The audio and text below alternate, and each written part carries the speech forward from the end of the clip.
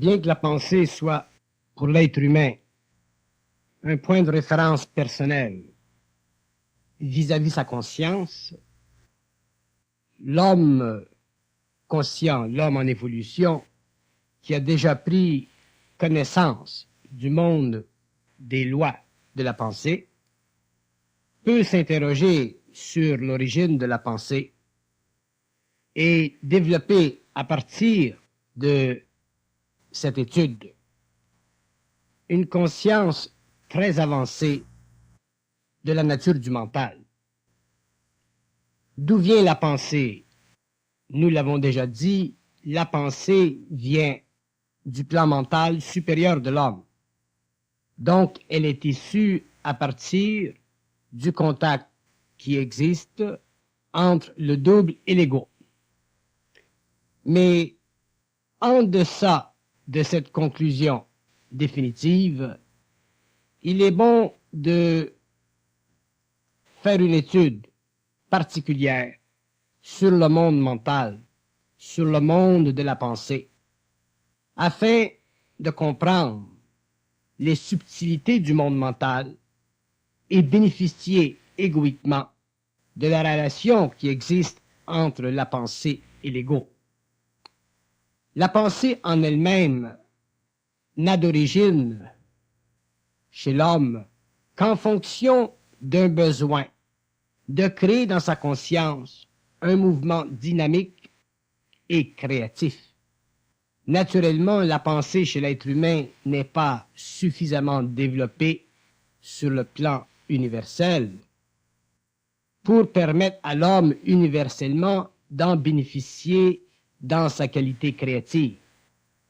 Par contre, chez l'être humain en évolution, chez l'homme dont le centre mental a déjà été élevé, c'est-à-dire ajusté à une constante de plus en plus créative, nous découvrons qu'avec le temps, avec l'évolution, avec la transmutation de l'être, la pensée et son origine deviennent de plus en plus représentatifs de la qualité de la conscience de l'homme. Autrement dit, plus l'homme évolue, plus sa conscience se transforme par rapport à la pensée, et plus la pensée transforme sa conscience.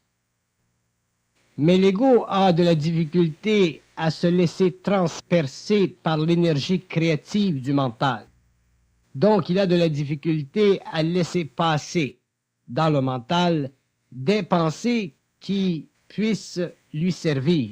Il a tendance à se servir des pensées. Et la différence entre ces deux modes de perception est fondamentale.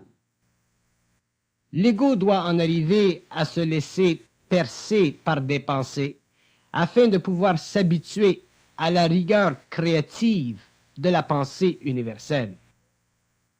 Pour ce, il doit apprendre à vivre ses pensées sans s'y attacher émotivement. Il doit apprendre à les vivre, à les filtrer, de façon à ce qu'elles deviennent une avec lui, et non pas simplement de façon à ce qu'elles deviennent pour lui une façon d'étudier le monde.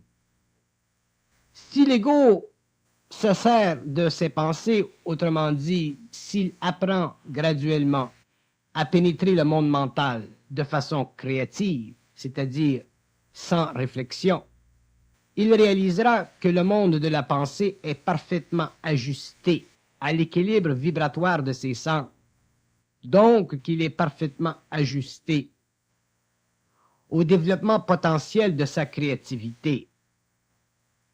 Se laissant pénétrer par la pensée, s'habituant à pouvoir la vivre et la manifester de façon créative, l'homme peut en arriver avec le temps à découvrir dans le mode créatif du mental des pensées qui sont d'elles-mêmes suffisamment créatives pour le libérer complètement à long terme de la survie, c'est-à-dire de la difficile activité terrestre de vivre dans une civilisation qui ne convient pas parfaitement à son intelligence supérieure.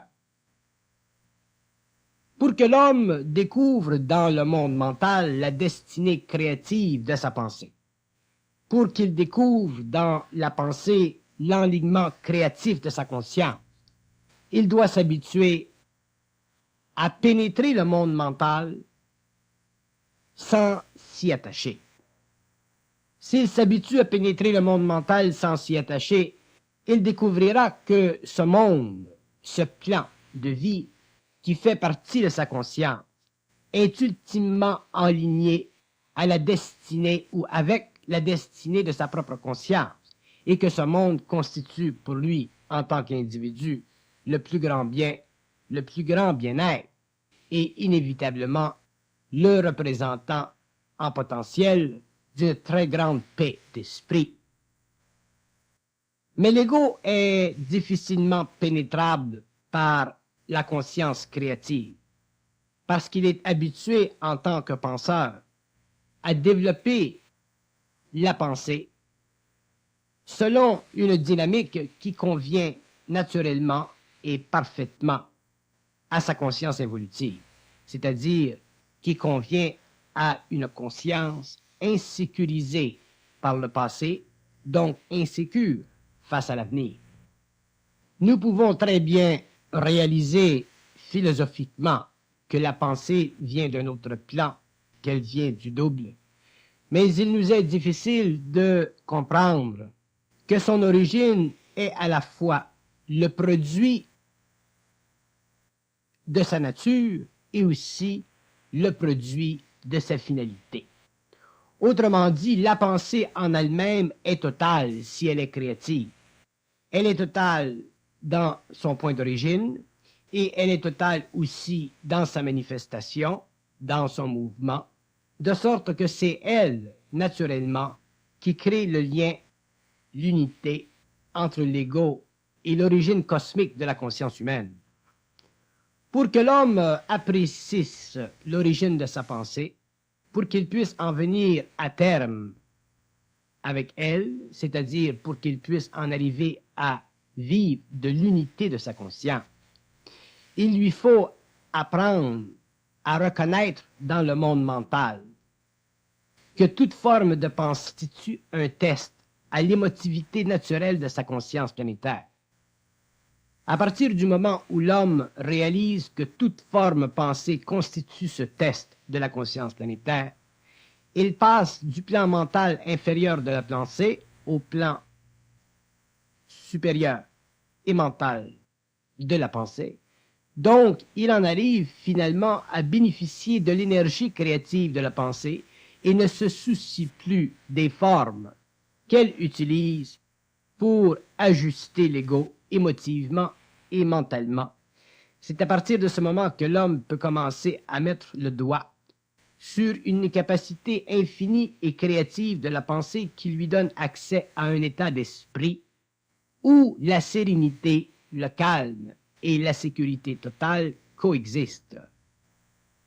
Mais pour qu'il puisse prendre conscience de ceci, pour qu'il puisse réaliser ces trois états d'être qui, dans le fond, forment une unité totale d'expérience mentale, il faut que l'homme prenne conscience que la pensée en elle-même ne sert qu'à exciter la partie mentale inférieure de son ego, c'est-à-dire son émotion et son intellect. À partir du moment où il a réalisé ceci et réellement compris ceci, il peut disposer de la forme mentale de la pensée et ne vivre que de l'énergie créative. Quelle est la différence entre les deux? Eh bien, la forme mentale de la pensée est son aspect psychologique, alors que son aspect créatif, vibratoire, représente le mouvement direct de l'énergie entre le double et l'ego, sans le support nécessaire de la forme. Lorsque l'homme a besoin d'être créatif, il le devient instantanément dans la mesure où il n'a plus à se fier à la forme de la pensée pour sécuriser émotivement l'ego. Ceci est un tour de force chez l'homme parce qu'il constitue un dérèglement total de sa conscience psychologique. C'est-à-dire que C'est une façon à l'être de cesser d'être existentiel pour devenir créatif. Donc, c'est une façon à l'être de devenir totalement transparent, c'est-à-dire capable de supporter le mouvement subtil de l'énergie sans attacher à la forme. Que la forme serve à l'ego pour l'orientation psychologique de son moi, c'est une chose. Mais que la forme devienne pour l'ego un aspect directionnel de sa conscience, ceci peut être dangereux parce que l'énergie créative travaille toujours sur les centres de l'homme et elle cherche constamment à perfectionner l'émotion dans le mental afin de créer le canal qui éventuellement lui servira de moyen, de médium de transport entre le plan supérieur du mental et l'ego.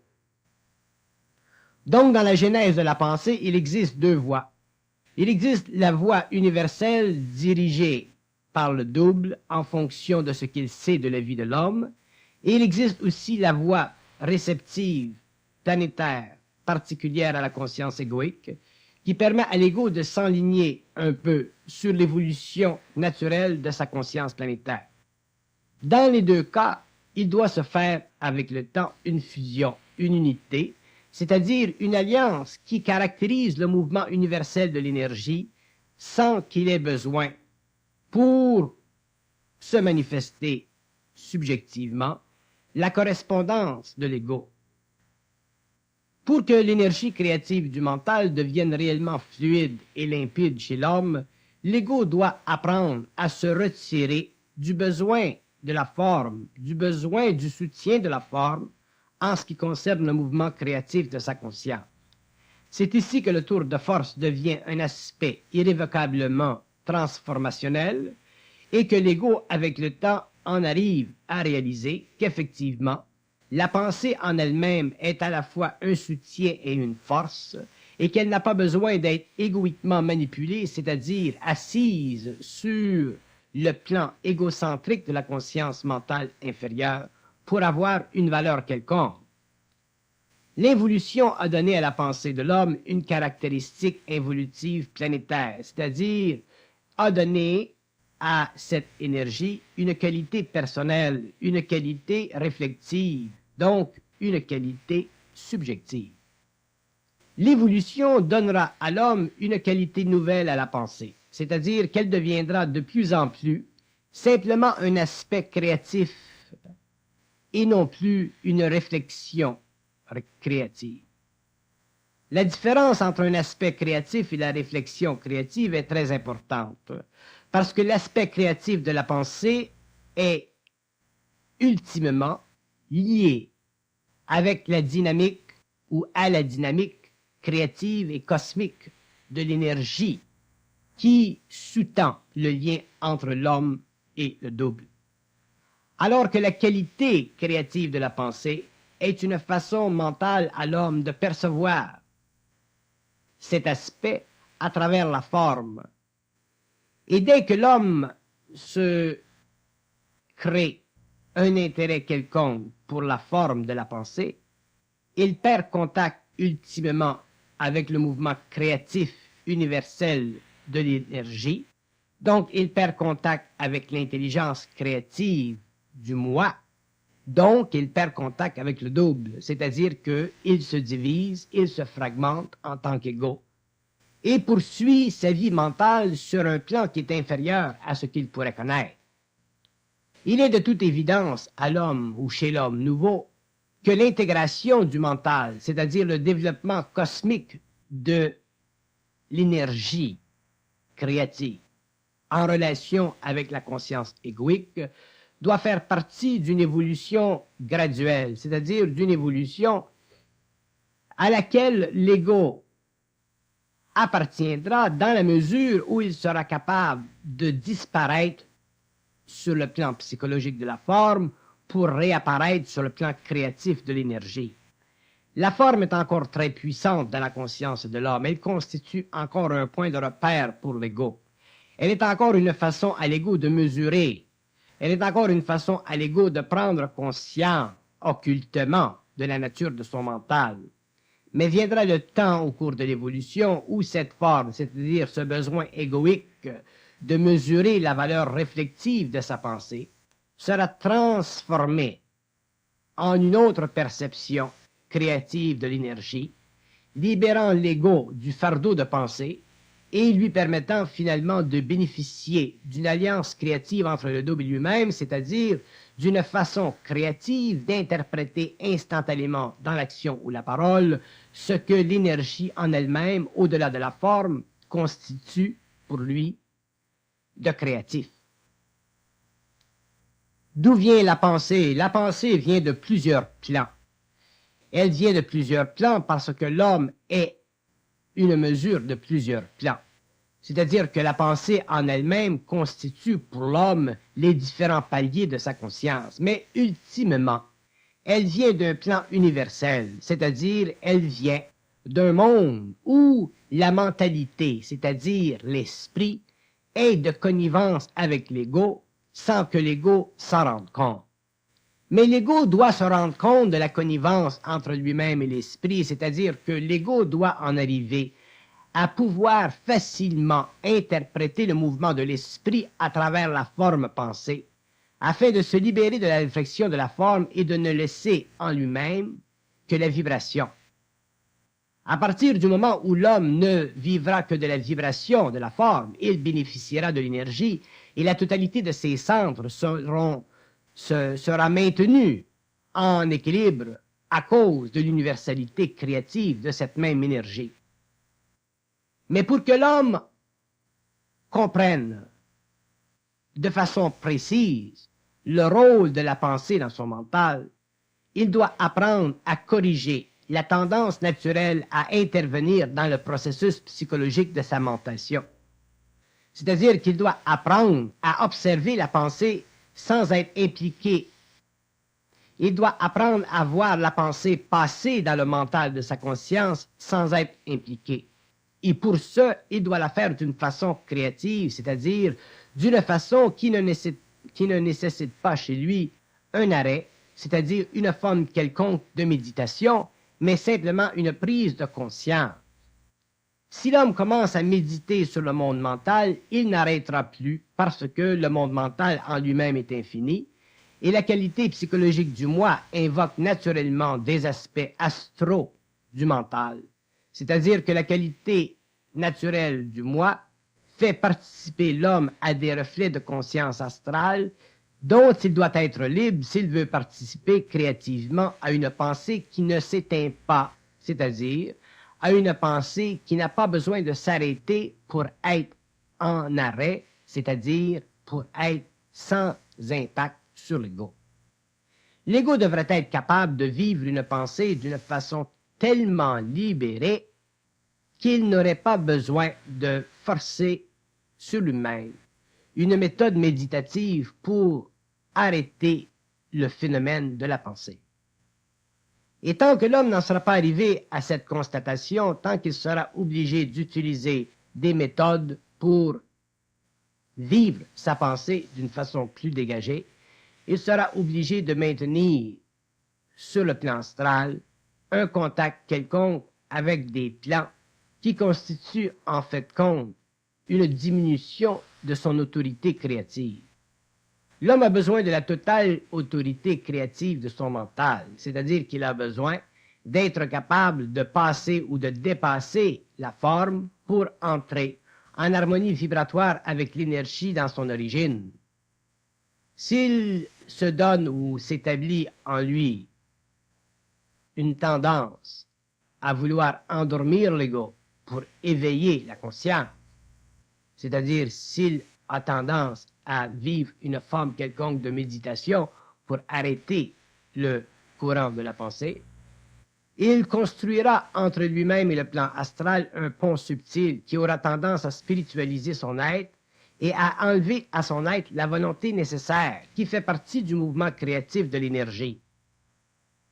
Un des problèmes de la méditation est celui-ci, c'est que la méditation, bien qu'elle ait la capacité de créer chez l'ego une sorte de calme, elle ne peut pas entraîner en lui une conversion instantanée de l'énergie dans une forme créative dans le monde, parce qu'elle a tendance à retirer l'homme du monde. Et l'homme ne doit pas être retiré du monde, l'homme doit être dans le monde, l'homme fait partie du monde, et sa conscience créative doit être utilisée, canalisée à travers l'ego pour la transformation du monde et de ses formes. Si nous regardons l'évolution de la pensée créative, nous voyons que dans son origine ultimement cosmique, elle contient tous les aspects et toutes les probabilités à la mesure de ce que l'homme peut lui-même supporter d'une telle créativité. Donc l'homme, dans la mesure où il est en contact créatif avec l'énergie de son mental, n'a pas besoin à long terme de s'interroger sur la qualité, le mouvement, le mode d'expression de sa pensée créative, puisque en elle-même, elle est parfaite.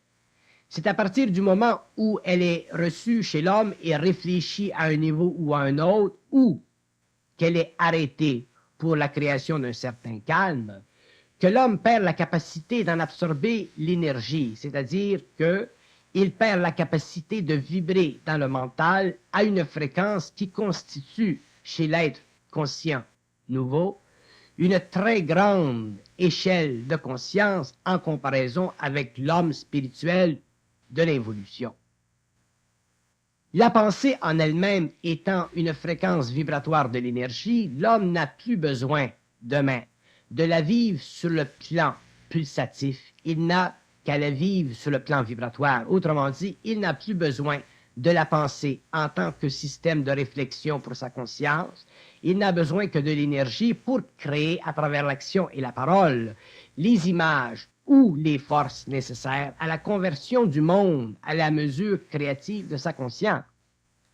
Ceci est un changement radical dans la façon de l'homme d'utiliser sa pensée et aussi dans la façon que l'homme doit utiliser son mental. Au cours de l'évolution, l'homme a utilisé son mental par rapport à un système de réflexion qui mesurait la capacité égoïque de son intellect à réaliser les différents niveaux de profondeur de la réalité. Ceci fut un échec parce que l'homme n'est pas en mesure psychologiquement d'évaluer la réalité, mais il est en mesure créativement d'établir les différents paramètres de la réalité, des plus particuliers aux plus absolus, dans la mesure où il est capable de vivre la pensée sans que celle-ci soit conditionnée par la réflexion, autrement dit, sans que celle-ci ait besoin du support psychologique de l'ego pour entrer dans la conscience de l'être. Si l'homme est capable de supporter le mouvement créatif de la pensée, c'est-à-dire sa dynamique verbalisée ou sa dynamique actualisée, il n'a plus besoin de réfléchir sur les conséquences de son mental, il n'a qu'actualiser son mental et voir que ce mental créatif uni ultimement à la source représente, en fin de compte, un degré quelconque de fusion avec son origine. Et c'est dans la mesure où l'homme connaîtra ou réalisera cette fusion qu'il sera capable d'installer sur le plan planétaire une vibration suffisamment puissante pour demeurer, une vibration suffisamment puissante pour continuer à vibrer, une vibration suffisamment universelle pour permettre à des hommes demain de continuer à parachever leur évolution et d'éliminer de leur conscience les différentes forces qui ont constitué pendant l'évolution le tableau égoïque d'une conscience où la pensée servait à l'ego. La pensée n'a pas besoin de servir à l'ego une fois qu'elle est fusionnée dans son essence, parce que, en elle-même, elle est le produit créatif de la conscience égoïque. Ce que nous voulons dire, c'est que plus l'homme avancera dans l'évolution, moins la pensée servira égoïquement à l'homme et plus elle servira universellement à l'humanité. Plus elle sert à l'humanité, moins l'ego est impliqué, plus il y a de transparence, donc moins la pensée est utilisée par l'ego en tant que forme et plus elle est utilisée en tant qu'énergie à travers la parole et l'action. Ceci amènera éventuellement l'ego à penser de moins en moins, c'est-à-dire à vivre plutôt d'une forme de communication mentale qui lui permettra de reconnaître les intentions créatives du double à son égard, c'est-à-dire à pouvoir, avec le temps, bénéficier d'un contact ultimement cosmique entre le plan planétaire et le plan éthérique où l'ego se situe à travers le mental de l'homme qui a eu accès finalement à une conscience unifiée par la fusion. Il n'est pas encore évident à l'homme que la pensée est en elle-même un brouillage de ses ondes mentales. L'homme devrait pouvoir et pourra, avec l'évolution, vivre dans un mental totalement serein où la pensée n'existera plus, c'est-à-dire où la pensée ne sera plus réfléchissante. À partir du moment où la pensée chez l'être humain ne sera plus réfléchissante, ce dernier vivra une vie mentale extrêmement créative, c'est-à-dire une vie mentale extrêmement sereine, extrêmement libre de toute forme de réflexion. C'est à partir de ce moment que l'on pourra dire que l'homme est parfaitement bien dans sa peau ou que l'homme est parfaitement heureux sur le plan matériel, parce que jamais de nuages viendront ombrager son ciel. Mais pour que les nuages disparaissent du ciel mental de l'homme, il faut que lui puisse réaliser de façon concrète que derrière les nuages, il y a toujours le soleil. Autrement dit, que derrière une forme quelconque de réflexion, il y a toujours de l'intelligence, donc il y a toujours une forme d'illusion dans le nuage ou dans la pensée. Et cette forme d'illusion constitue certainement pour l'homme évolutif une caractéristique de sa souffrance psychologique. Une pensée qui en elle-même est totalement non réflexive devient instantanément une forme de communication avec le double. Donc, elle devient instantanément une forme d'information à partir des plans universels qui s'étend ou qui descend jusque le plan le plus bas, celui de l'homme. Mais tant que l'homme vit un nuage ou des nuages dans le ciel de son mental, il n'est pas capable de parfaitement réaliser la communication parce qu'il n'est pas capable parfaitement d'absorber l'énergie pure. Il ne doit ou il ne peut l'absorber qu'à travers une forme, parce qu'il possède encore trop d'émotions pour pouvoir se livrer totalement nu à son propre soleil. Mais l'homme apprendra à se livrer à son propre soleil avec le temps, car il disposera de plus en plus de science concernant le trucage subtil des nuages, c'est-à-dire de ses pensées réfléchies. Et aussi, il comprendra de plus en plus la fonction du soleil, c'est-à-dire la fonction créative de son moi supérieur, le double, qui constitue en lui-même non pas nécessairement la totalité de la conscience de l'homme, mais l'aspect cosmique de sa conscience, qui, lié à l'aspect planétaire, constitue le surhomme, c'est-à-dire l'homme nouveau de demain. La pensée doit être toujours et constamment surveillée dans ses mouvements subjectifs, car pour l'évolution créative du mental, elle doit être utilisée pour réfléchir dans la conscience de l'homme la moindre des réflexions subjectives. Elle est utilisée par le double pour créer dans l'homme l'ultime illusion, celle qui l'amène à croire ou à penser que c'est lui qui pense les moindres des pensées. Et si la pensée n'était pas utilisée ainsi, il serait impossible à l'homme de prendre conscience du double, parce que ce dernier serait voilé derrière tout un monde astral de la pensée, c'est-à-dire derrière toute une coloration subjective du monde mental de l'homme.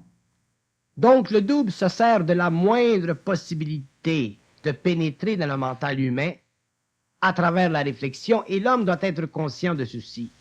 Il doit voir à travers la pensée le jeu de cette pensée s'il veut en arriver à pouvoir concrétiser son alliance avec le double, c'est-à-dire bénéficier du mouvement créatif de son mental, sans avoir à subir la moindre interférence de la forme sur son ego.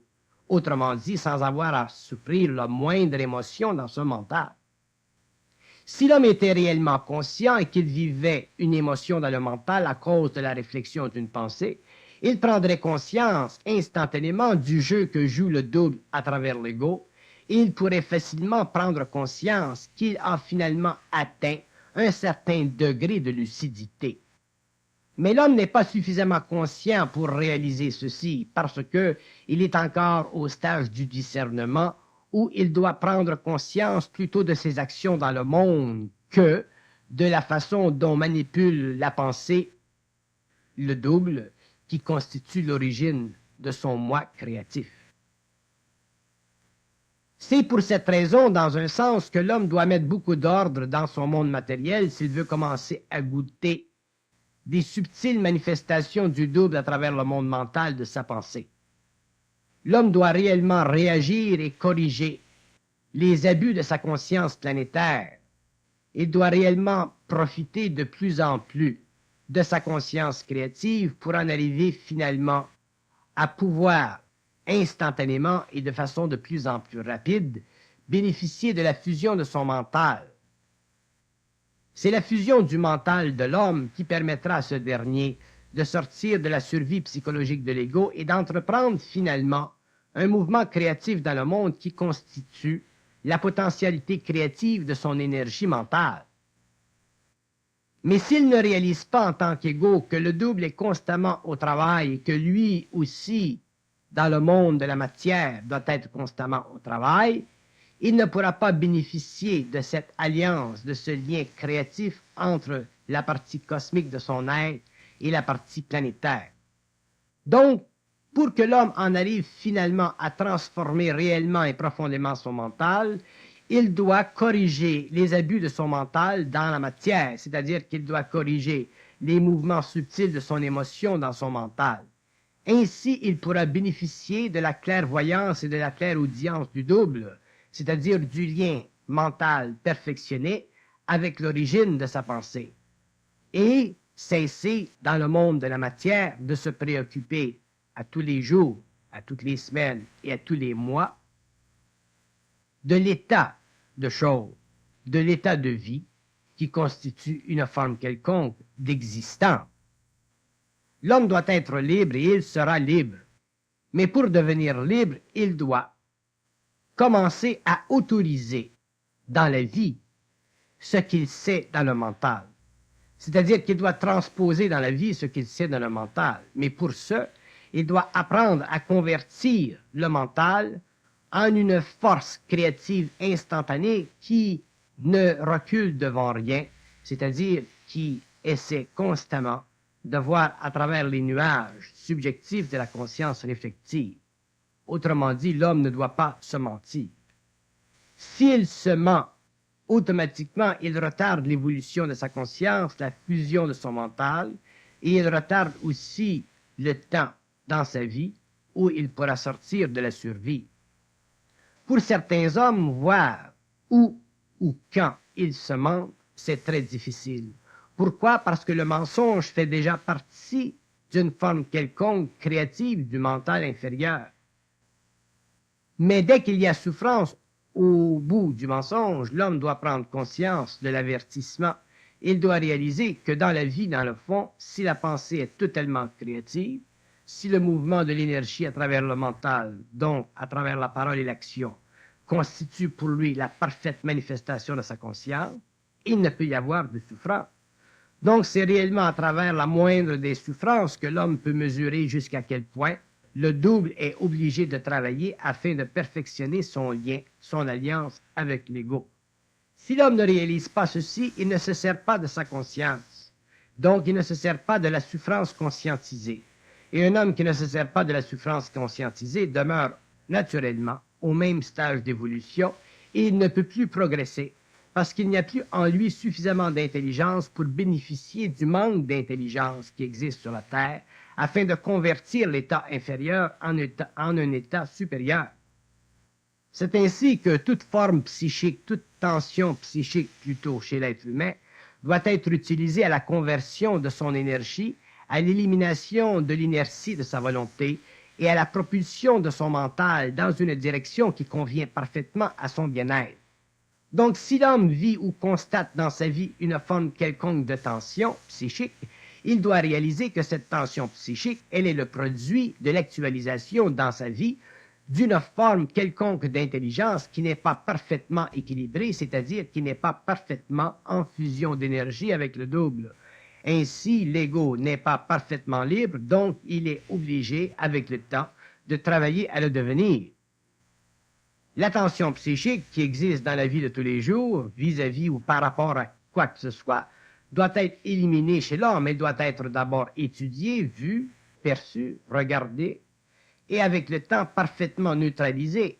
Cette forme de tension psychique représente simplement un avertissement vibratoire du double à travers la conscience de l'ego, lui disant qu'il doit ajuster ceci ou ajuster cela pour en arriver à être libre, c'est-à-dire pour en arriver à être capable de supporter la présence du double dans une étape d'esprit parfaitement mentalisée. Si l'homme ne fait pas ceci, il est sujet à la conscience subjective de l'ego, donc il est sujet à l'émotion dans le mental, il est sujet au conditionnement des événements, il est sujet à la perte de sa liberté créative sur la Terre, donc il est obligé de vivre encore un certain apprentissage.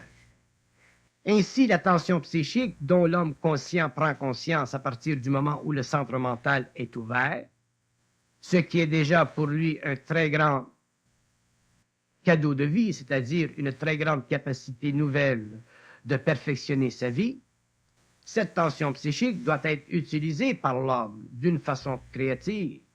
Elle doit être utilisée dans ce sens qu'il ne doit pas se laisser d'aucune façon intimider par le fait qu'elle existe. Il doit l'utiliser de façon créative. Il doit être capable de s'assurer qu'avec le temps, elle disparaîtra de sa vie et dans ce processus, il aura atteint un nouveau niveau de maturité, il aura atteint un nouveau niveau de lucidité, il sera passé du discernement à la lucidité, donc il sera devenu de plus en plus intelligent. Pour l'homme conscient, devenir de plus en plus intelligent, c'est d'en arriver graduellement